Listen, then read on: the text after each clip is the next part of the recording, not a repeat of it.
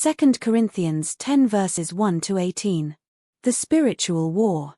Now I, Paul, myself am pleading with you by the meekness and gentleness of Christ, who in presence am lowly among you, but being absent am bold toward you. But I beg you that when I am present, I may not be bold with that confidence by which I intend to be bold against some, who think of us as if we walked according to the flesh. For though we walk in the flesh, we do not war according to the flesh. For the weapons of our warfare are not carnal, but mighty in God for pulling down strongholds, casting down arguments, and every high thing that exalts itself against the knowledge of God, bringing every thought into captivity to the obedience of Christ, and being ready to punish all disobedience when your obedience is fulfilled. Reality of Paul's authority. Do you look at things according to the outward appearance? If anyone is convinced in himself that he is Christ's, let him again consider this in himself, that just as he is Christ's, even so we are Christ's.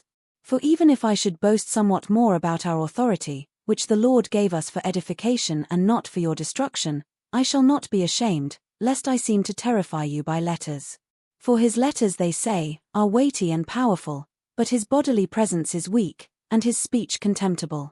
Let such a person consider this, that what we are in word by letters when we are absent, such we will also be in deed when we are present. Limits of Paul's authority.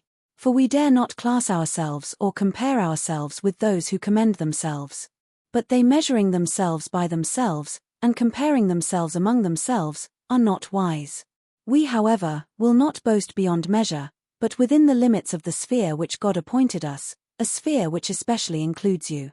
For we are not overextending ourselves, as though our authority did not extend to you, for it was to you that we came with the gospel of Christ, not boasting of things beyond measure, that is in other men's labors, but having hope, that as your faith is increased, we shall be greatly enlarged by you in our sphere to preach the gospel in the regions beyond you, and not to boast in another man's sphere of accomplishment. But he who glories, let him glory in the Lord. For not he who commends himself is approved, but whom the Lord commends.